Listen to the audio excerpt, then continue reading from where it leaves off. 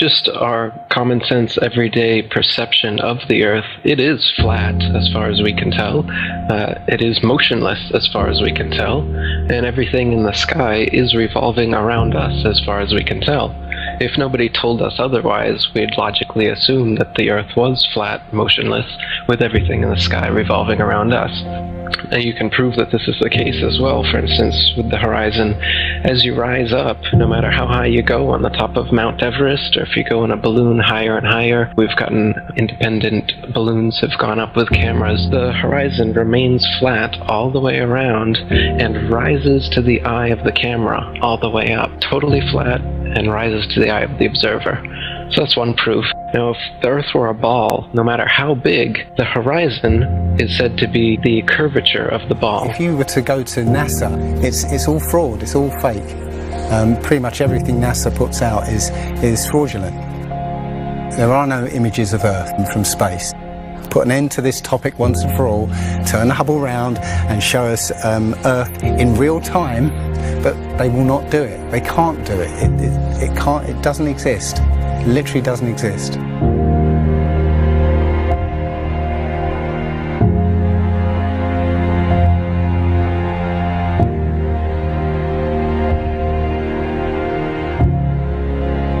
Looking at these images of Earth, including the one they call the Big Blue Marble, which was released in 2002, I think.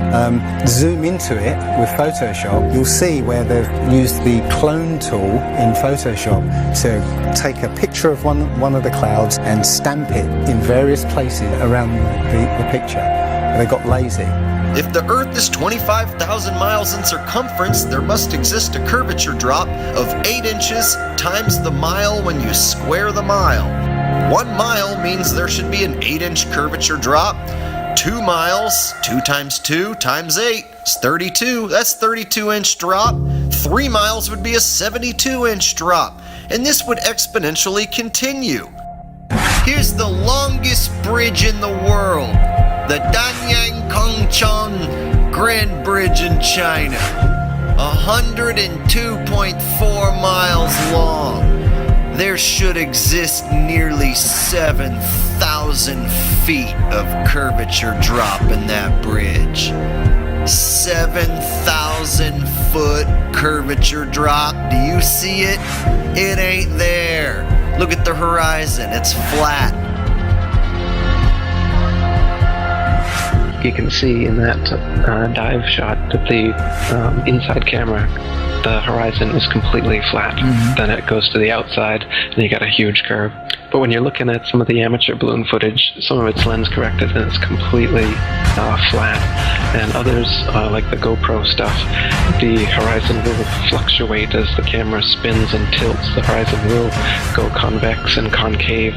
A lens effect. It's obviously not the horizon shifting every 2 seconds as the camera jumps. And when it's still, you can see all the way up, totally flat.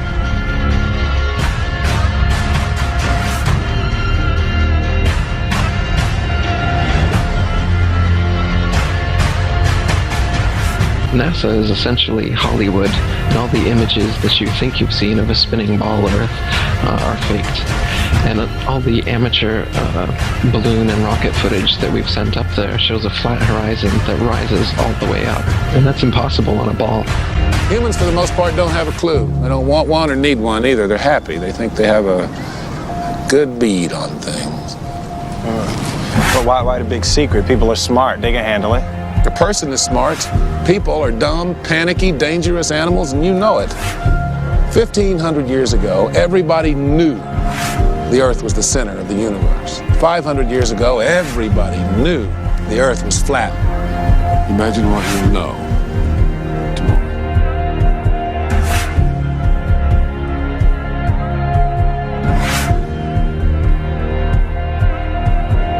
The horizon, for instance, is always completely flat, and you don't feel any motion. So if you were just born today and looked out, you wouldn't assume that you're standing on a spinning ball. You'd assume that you were on a flat motionless plane. So to assume that we are on a spinning ball is actually contrary to our common sense and our everyday experience. And there's also experiments that have been done to test whether we're on a spinning ball or not.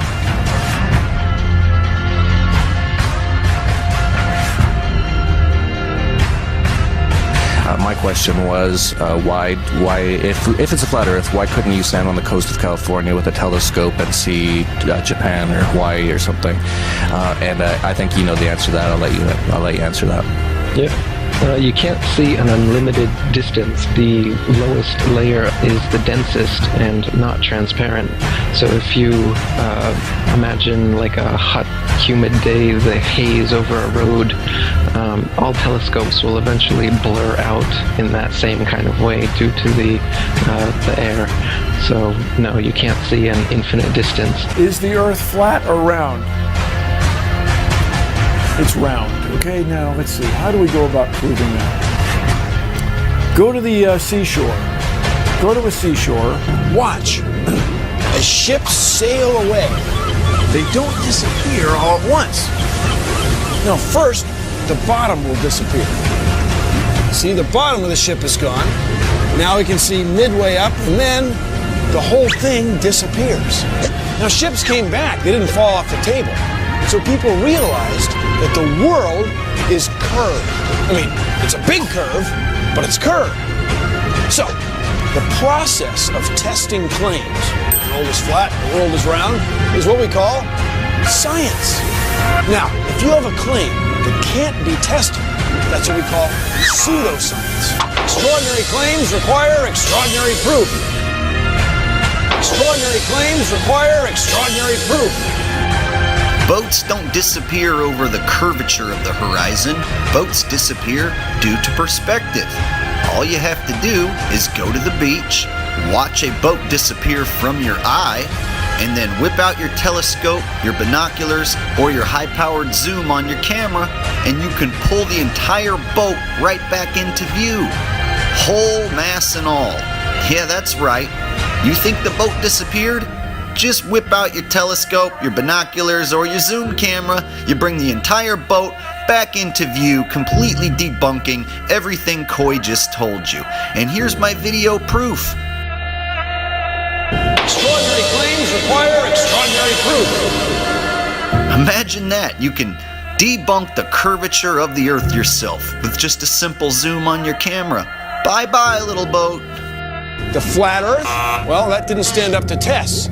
The round Earth did. And you guys, come on. Everybody watches newscasts. You all use mobile phones. You all see airplanes fly around. You all go to see Ed Sheeran in concert one day in London, another day in Melbourne, Australia. This all depends on our fundamental understanding of the size of the Earth and its shape with extraordinary precision. What the fuck did you just say? The way we teach science is you're just some empty vessel and we pour the science into you and then you regurgitate it on an exam. Right. Because Earth, we know it spins once a day, yes? Off to a great start. So you spin, when you spin pizza dough, it kind of flattens out. Yeah. It gets wider in the middle. And so Earth, throughout its life, even when it formed, it was spinning. And it got a little wider at the equator than it does at the pole. Not only that, it's slightly wider below the equator than above the equator. A little chubbier. Yeah. Chubby's a good way. It's like pear-shaped. Yeah. So, it turns out the pear-shapedness is bigger than the height of Mount Everest above sea level. Well, let me just so you understand. We've been fed a lie our entire, I want to call it a lie. We've been fed. It's a point of view thing, I think. We've been fed Earth has been misrepresented to us by science. Pear-shaped. Science! So they're all trying to figure out, is the universe spinning around us or are we spinning around the universe? They tell you, we don't know shit. we're looking at a bunch of lights in the goddamn sky. You're gonna tell me that that light and that light that's 100 trillion light years away? How the fuck did you figure that out? Well, don't they have an explanation for that shit? No, exactly. That's what what you just said right now. What you just said now is what everyone's natural reaction. Because anytime someone says anything about space, you automatically think someone figured it out. You don't know the guy's name. You don't know the name of the experiment. You didn't look into it yourself. You just think when someone tells you, how far is the Earth from the sun? They'll say, 93 million miles away. Like you just, everybody relies on someone figured that out and someone double checked it. You're going on what you read. And right now, cosmology, they don't know what the fuck to do. You know what they found out? The cosmic microwave background shows that all the galaxies are on shelves lined up to us. That we're at the fucking center. They don't know what to think about it. There's a lot of controversy going on about it. Well, you should see the stars do all sorts of strange motions, but you don't. You only see them make these perfect circles. That tells me that it's the stars that are moving, not the Earth. The Copernicus principle, the one that we live by, is that we're insignificant, we mean nothing, we're a speck in the universe. That's the heliocentric model, that we go around the sun. The geocentric model means that everything goes around us. That's what this is in the Bible. That's what the first astronomers were saying. Ptolemy was the first one to say, yeah, we are the center. You can tell based on these observations, everything's revolving around us. Earth is the center of the universe, and we stand still, and the universe spins around us. You know what? They've lied so much. NASA's lied so goddamn much that I don't believe shit they say. They've got that satellite image of that frozen moon. What's that frozen moon? Oh, let me see if that's CGI. Find that They got a picture of a frozen fucking moon? I guarantee you it's CGI. No way they could take a picture. The heliocentric model is in trouble.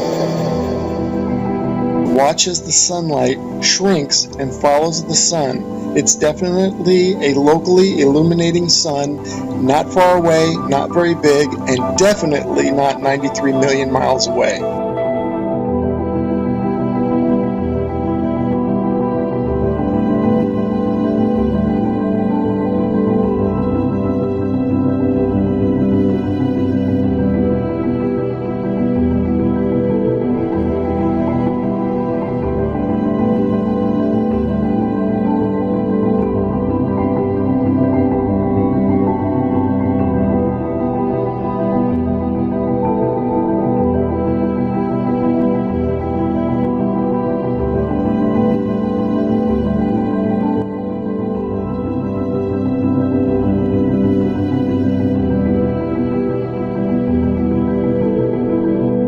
There's a place in Bolivia called Salar de Uyuni, which is a salt flat.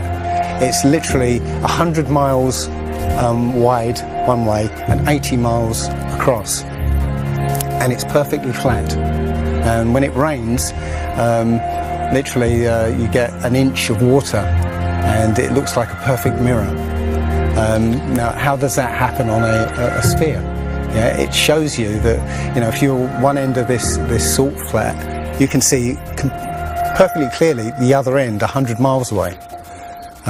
So it's just showing you that, you know, the Earth is flat, and without the effect of the waves in the sea, you'll be able to see a whole lot further.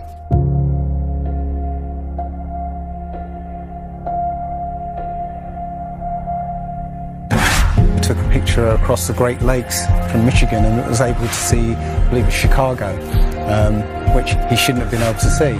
And the television station basically said it was a mirage. I found this photo, Randmere State Park. This is from Joshua Nowicki, and what you're seeing here is a mirage.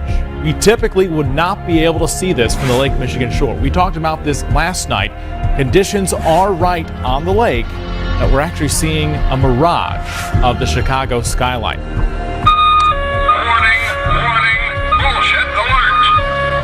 very interesting here. Here's what's happening. This is a good example of a superior mirage. So Joshua was on the Lake Michigan shore. He was looking towards the west, and Chicago's beyond the horizon. Should not be able to see it. However, with the right conditions, we have an inversion. We have cold air near the cold lake water and some relatively warmer air above it. This will bend the image of that skyline back towards the viewer. And so typically we would not be able to see this. This image would be viewable from much, much higher in the sky.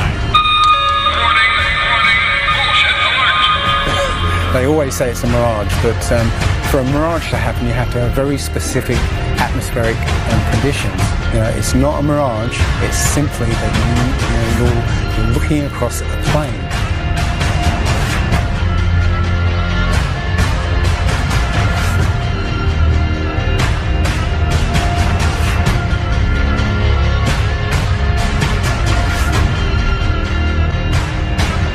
Now, how come in all these ball pictures, man, you can see all the continents pretty much, and there's just a little bit of clouds here and there.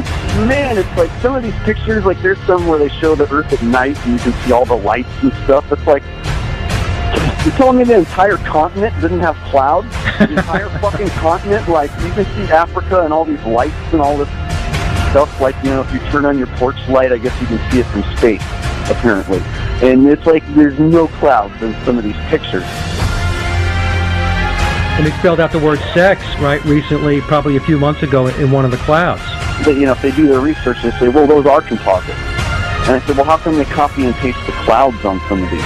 And they use the same cloud form. Like, if you're going to make a composite, but you shouldn't be copying and pasting clouds. That means you're adding stuff that's not real. Yeah, and the thing is, those pictures that you're talking about, the blue marble pictures, I think there's about maybe 8 to 10 of them over time that NASA has put out, and you're absolutely right. None of those pictures look the same. The color of the water is different. Like you said, the continents are different sizes. It's just unbelievable. And I think what happened originally was they would put these things out and nobody was paying any attention to it. And then all of a sudden now, people are paying attention to it, and now they're pulling these pictures in, and it's an obvious fraud. What? And the thing is, there's supposedly tens of thousands of satellites orbiting Earth.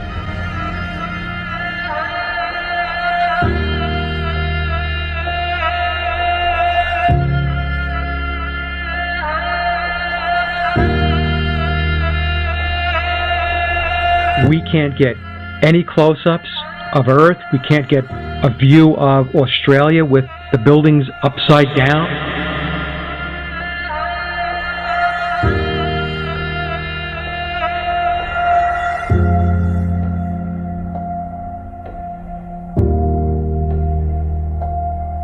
And they'll look at you like you're crazy.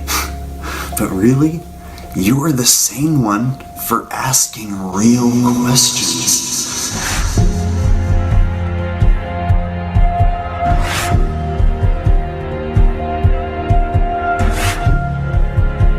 They're the fucking idiots for just repeating school book bullshit. That's how it works. I was taught school book bullshit in public school, and somehow I was able to break free and free my mind. You know how I did it? I watched NASA rockets explode a bunch of times.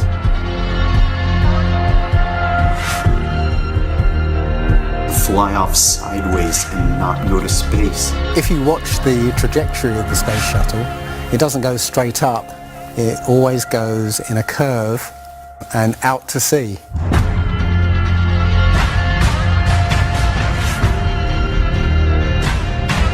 The point is, they actually go horizontal. The space shuttle goes horizontal. It never goes any further up. It goes horizontal, very, very low down in the atmosphere.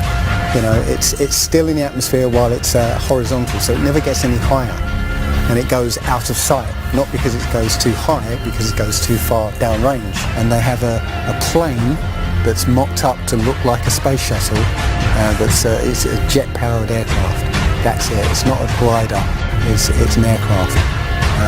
And that's what they're fooling us, taking billions of dollars in and giving us images and fake planes for that 10 billion, however many billions of dollars it is. What goes up must come down, and literally we have not ever seen anything that has ever gone up and not come down.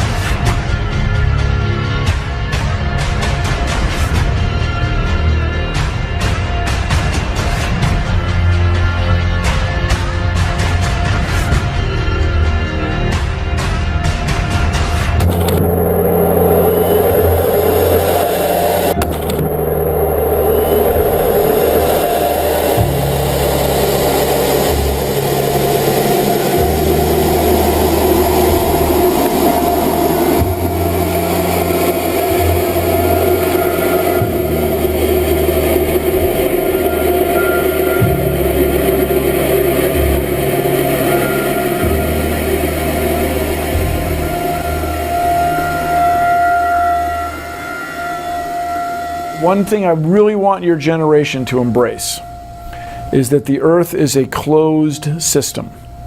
We cannot leave the Earth. There's no place to go.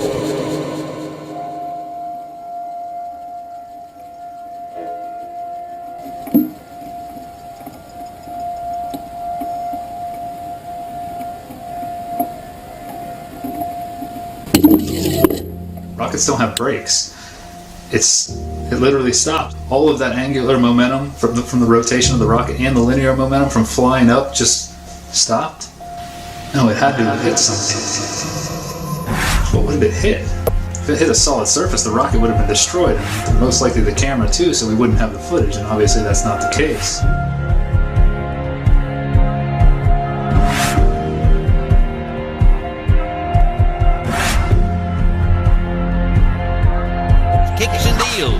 It's a long fly ball going back, and the ball shatters the sky, bringing the ocean itself down into the stadium.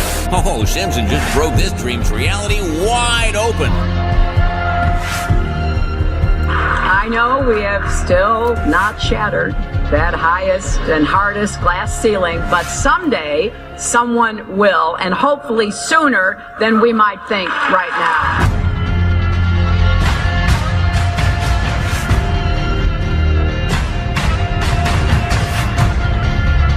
There's no place to go.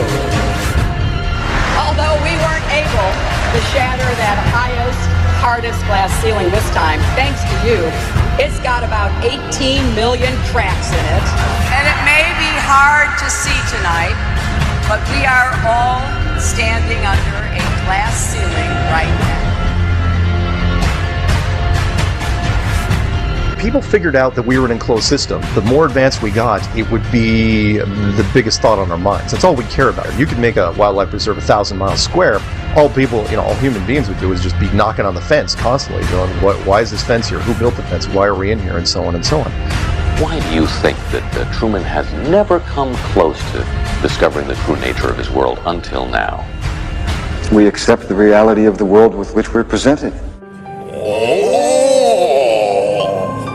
Earth, Earth, Earth, Earth, Earth, Earth, yep, yep, yep, yep, yep, yep, yep, yep, Earth, Earth, yep, yep, yep, yep, yep, yep. Earth! If you start here, and you go around long enough in the same direction, you wind up in the place you started from. Yes, Thomas? Why don't we fall off when we walk underneath, Miss Sarah? Because of a force called gravity. What does gravity look like? Gravity is something we can't see, but we know it's a great invisible force that keeps us all here on Earth. It's a natural force that keeps us all from flying off into space. We were always told that the world is flat. You are told right. Don't listen to her. I've been patient with you, Sarah. Lord knows I've been patient, but now your words have revealed you. The law of gravity was discovered by Sir Isaac Newton in 1687. That's almost 200 years ago, Uncle Evan. But there is only one law. The law of God. What is gravity? You have no idea. Okay, next question. Wow. No, here's the difference. We can describe gravity. We can say what it does to other things. We can measure it, predict with it. But when you start asking, like, what it is, I don't know. Einstein, in an Einsteinian answer, we would say gravity is the curvature of space and time. And objects will follow the curvature of space-time, and we interpret that as a force of gravity. That's probably the best answer I can give to a what is gravity question, or why is there gravity. That's the best I can do there. I think that's a good start.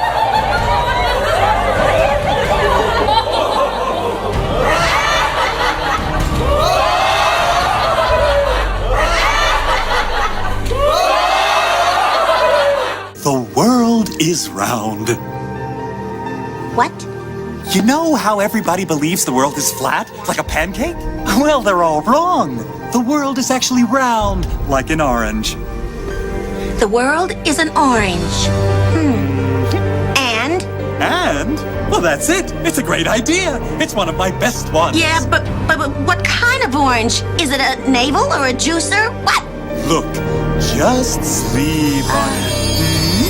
In the morning, the idea will come to you again, and you won't even remember where you got it. Get it? Got it. Good. I must say, I really thought you'd catch on to this a little quicker, Copernicus. What? My name's not Copernicus. I'm Charlene Sinclair. You're not Copernicus?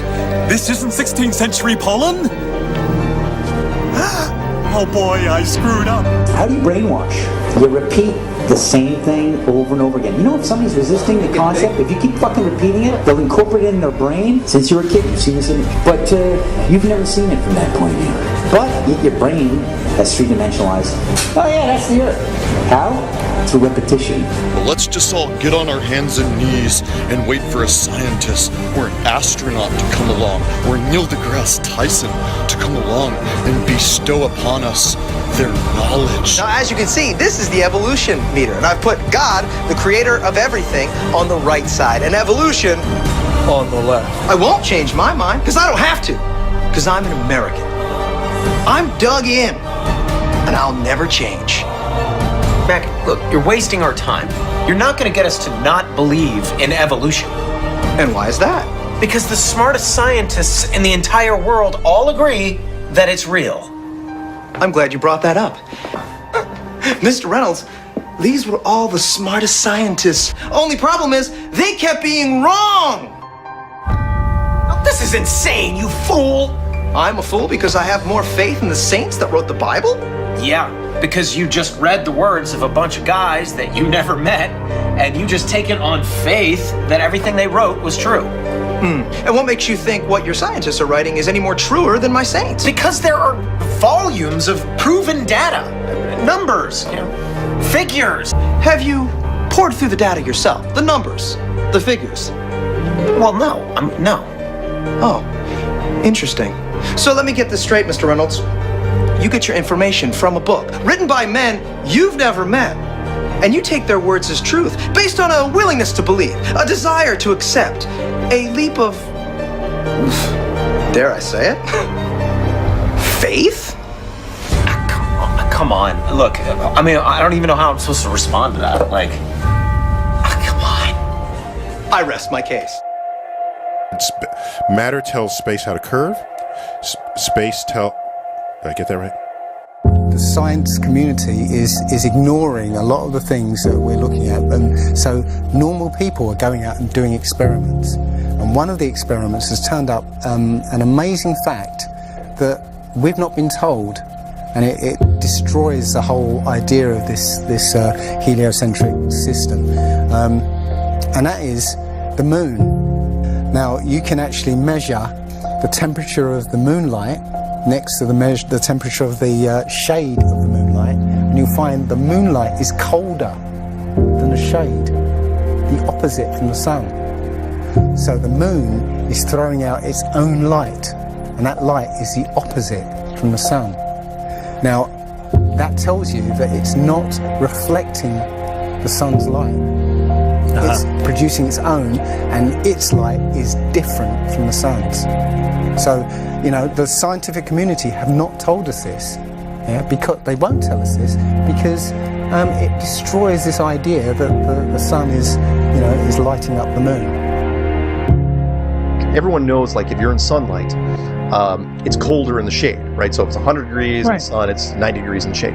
You go to the moonlight, like especially in a full moon, especially if it's high in the sky, the moon is its own independent object. It is not reflecting the sun rays. The sun is its own object. Also, you know, about the same size, which is, you know, again, coincidentally, you know, why the moon fits so perfectly in front of the sun during an eclipse. We always thought it was a coincidence that even though it was 400 times farther away, that it was also exactly 400 times less diameter, which is why it fits. And the other weird thing about the moon, which everyone thinks, oh, it's just a coincidence, is that we never see the other side of it.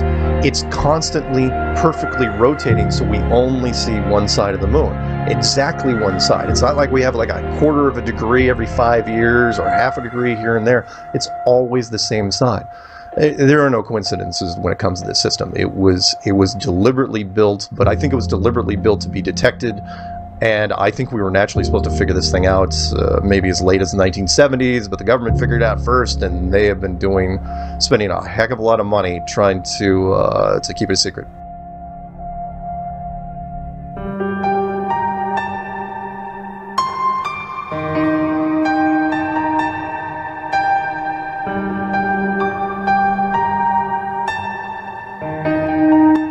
When I look at the people who signed the Antarctic Treaty, and all the nations that were down there doing whatever they were doing signed a treaty, and I believe it was 1958 or somewhere thereabouts, saying, nope, nobody can stake a claim to Antarctica, and if you're going to go down there, you can only go down there for scientific reasons under carefully restricted guidance, but it's not a free-for-all. Nobody can just, hey, I'm going to go check out Antarctica and do a high jump of my own. No, can't do it.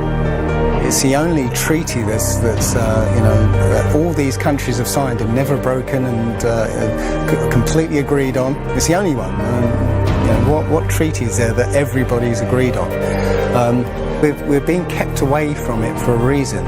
They have some scientific bases there, and literally it's controlled by the military because they don't want you finding out what's beyond. During 3 voyages lasting 3 years and 8 days, Captain Cook and crew sailed a total of 60,000 miles along the Antarctic coastline, never once finding an inlet or path through or beyond the massive glacial wall. So the other question is, well, how come ships don't go off the sea if it's flat? How come ships don't fall off the edge? Well, here's why you don't fall off the edge. It's a 200 to 300 foot high wall that is the border that Scripture says is keeping everything in. Nothing's going past that. Because they don't want you finding out what's beyond.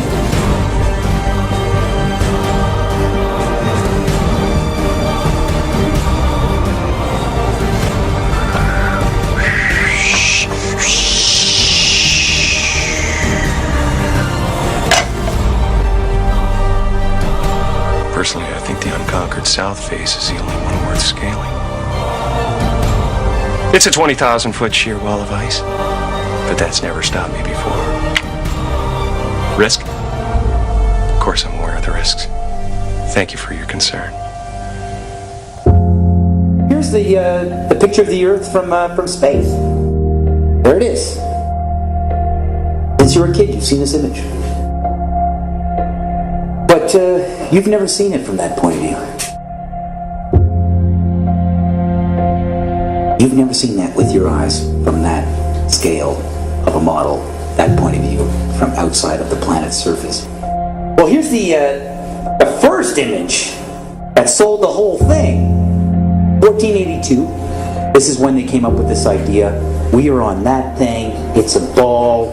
Hey, we should go to the North and the South Pole. We didn't do it yet. It's a fucking ball. Hey, nobody's even jumped up high enough to see if it is a ball. They can't do that. We don't have planes yet. It's a ball. You know what? We adopted this whole model like 400 or 500 years before the airplane. 400 years before the airplane, pretty much. Like beginning in the 1900s. They went to the North Pole in the 1900s. This is 1482. Nobody went to the top of the globe, to the bottom, or flew up, or built a skyscraper. It's funny that we said that this is what we're in right now. This is what we're on before any instrument approved. This is the first time we actually had like an instrument of flight. Actually go high enough to actually fucking check out if what we agreed to 500 years ago was real. So if they were wrong after 500 years, question is, what they tell you?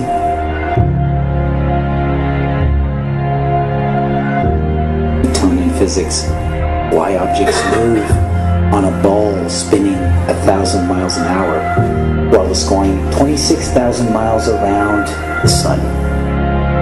Basically the model we accepted right now. The sailor thinks that he's traveling around the Earth this way, when in effect he's traveling around the Earth this way.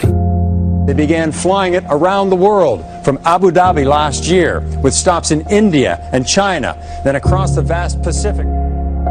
Does running around your neighborhood prove that the neighborhood is round? I was an airline pilot for Delta for 26 years. A pilot's primary flight instrument is his artificial horizon, which he has to be maintained level to keep from climbing and descending. From a cockpit, weather permitting, I could see hundreds of miles in all directions, viewing cities connected by roads across the flat plain as far as the eye could see. Nothing ever leaned. If a pilot is flying around the curve of the Earth, then he should be dipping the nose down every 5 minutes. He should be dipping the nose down to stay around the curve. That's absolute proof that a plane flies over a flat surface rather than a curved one. But I went to the manufacturer of the artificial horizon, and they confirmed to me that it's completely mechanical, nothing electronic in it whatsoever. So it's literally just a gyroscope that can freely move.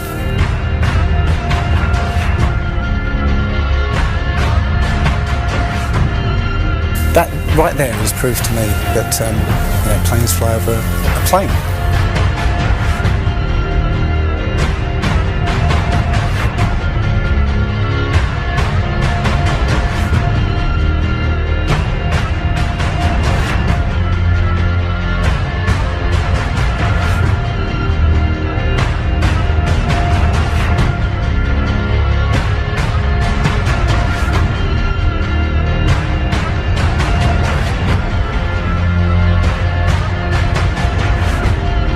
Flat Earthers, it's time.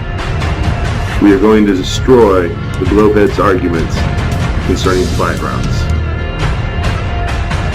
When you go onto the plane tracking software, you'll see hundreds and hundreds of flights over the northern hemisphere, and you can track those flights from beginning to end.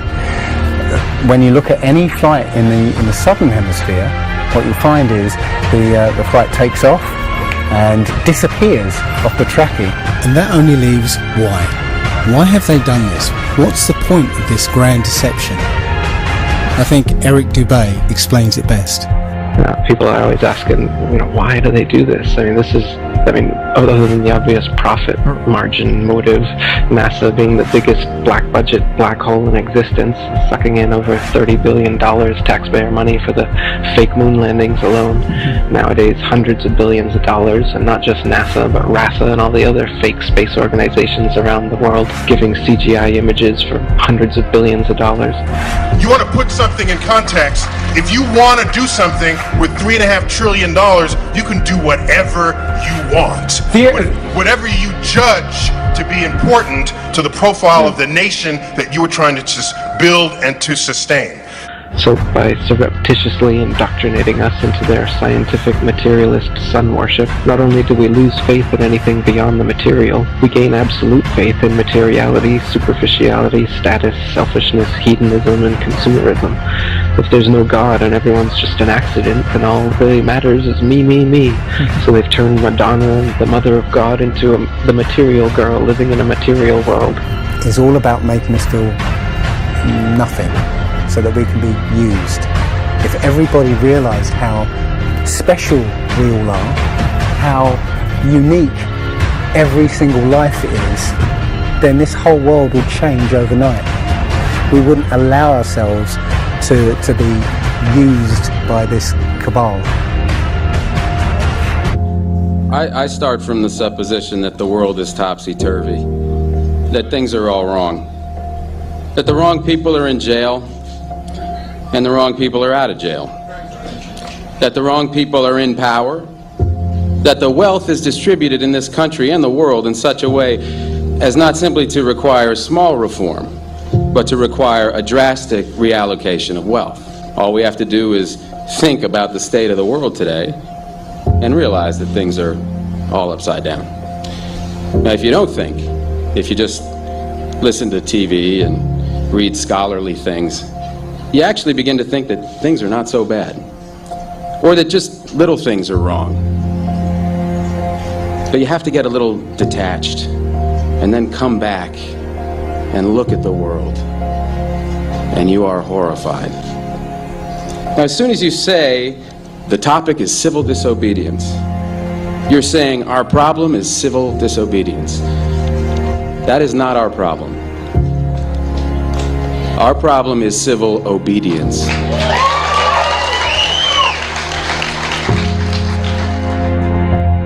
I think all our society is run by insane people for insane objectives.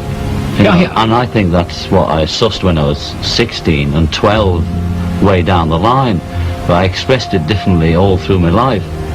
It's the same thing I'm expressing all the time, but now I can put it into that sentence that I think we're being run by maniacs for maniacal ends, you know.